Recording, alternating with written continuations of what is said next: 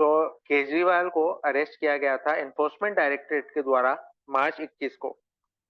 Delhi high court ने कोई भी इंटरिम प्रोटेक्शन देने के लिए केजरीवाल को मना कर दिया था और केजरीवाल तब से कस्टडी में थे। हालांकि बीच में supreme court, the apex court, उसने 10 मार्च को केजरीवाल जी को बेल दी थी और जो इंटरिम बेल थी वो जून 2 को एक्सपायर हो गई क्योंकि वो for the purpose of Lok Sabha election के लिए। अब उसके बाद दिल्ली सीएम जो है, उन्होंने दिल्ली हाई कोर्ट को अप्रोच किया था ईडी के अरेस्ट के द्वारा, पर वो जो उनकी पिटीशन थी उसको अप्रैल 9 को डिस्चार्ज कर दिया गया था और डिसमिस कर दिया गया था। तो इससे वो अग्री हुए, इससे वो परेशान हुए और उन्होंने ऑनरेबल सुप्रीम कोर्ट में अब 15 अप्रैल को प्ली दाखिल करी। उसमें केजरीवाल जी की तरफ से थे सीनियर एडवोकेट एएम संघवी जी, और उन्होंने ये न केवल अरेस्ट को चैलेंज किया बट ये भी कहा कि ईडी के पास वो सारे मटेरियल हैं जो केजरीवाल जी की इनोसेंस को प्रूव कर सकते हैं और वो उन्होंने अपने पास रख रखे हैं और वो मटेरियल वो केजरीवाल जी को सप्लाई नहीं कर रहे हैं।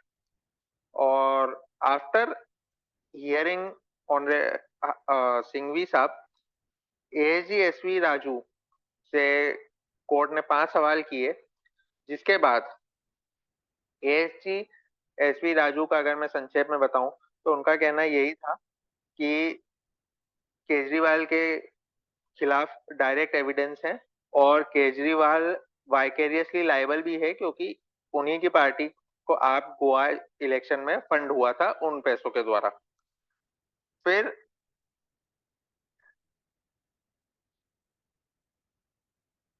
जो पार्टीज हैं उनको सुना गया और इंटरिम बेल के सवाल पे बेंच ने ईडी के जो टाइमिंग ऑफ अरेस्ट पे सवाल उठाए और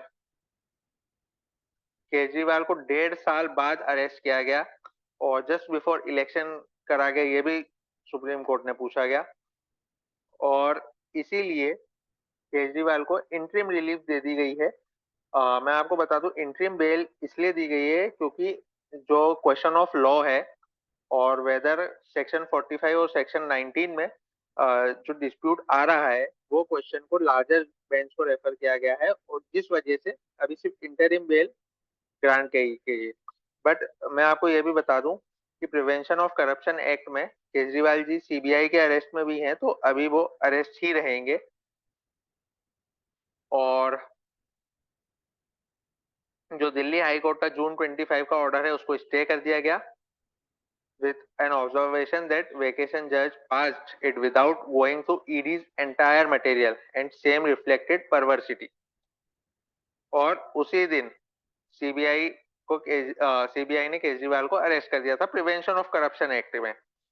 वो भी लिकर केस से ही जुड़ा हुआ है। अब मैं आपको जरा सेक्शन 45 का अगर मैं बेसिक बताऊं तो उसका ये होता है कि बेल सिर्फ 2 कारणों में ग्रांट की जा सकती है कि अगर प्राइमा फेसी आपको ये सेटिस्फिकेशन होगा कि अक्यूज जो है उसने कोई भी क्राइम नहीं किया गया है, और सेकेंडली ये है ना अगर उसको बेल मिल जाती है तो वो कोई भी क्राइम कमिट नहीं करेगा, कोई भी ऑफेंस नहीं क्रिएट करेगा, कुछ भी मिटाएगा नहीं।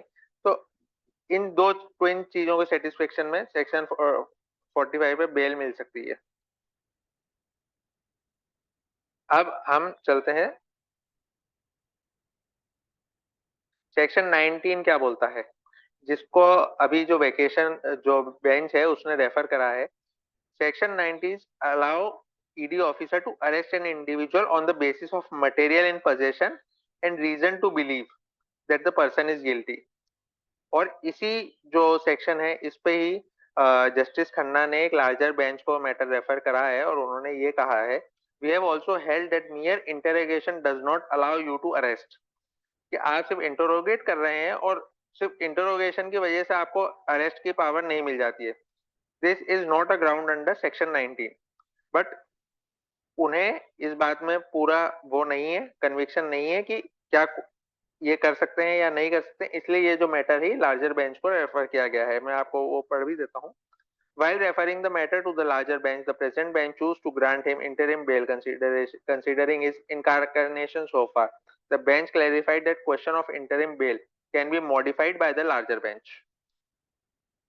अब जरा हम देखें. However, having said so, we have raised an additional ground which relates that to the need and necessity of arrest. We feel that this issue, whether the ground of need and necessity of arrest must be read into section 19, especially in view of doctrine of proportionality. We have referred to those questions to larger bench. और court ने यह भी बोला है कि supreme court को यह नहीं मालूम है कि क्या वो किसी पर्सन को चीफ मिनिस्टर बने रहने से या उसको रिजाइन करने के लिए कह सकती है. इसीलिए उन्होंने ये मैटर अरविंद केजरीवाल के डिस्क्रिप्शन पे रखा गया है कि ये उन्हें डिसाइड करना है कि वो अभी भी चीफ मिनिस्टरशिप कंटिन्यू करना चाहते हैं या नहीं. So that's all from my side today.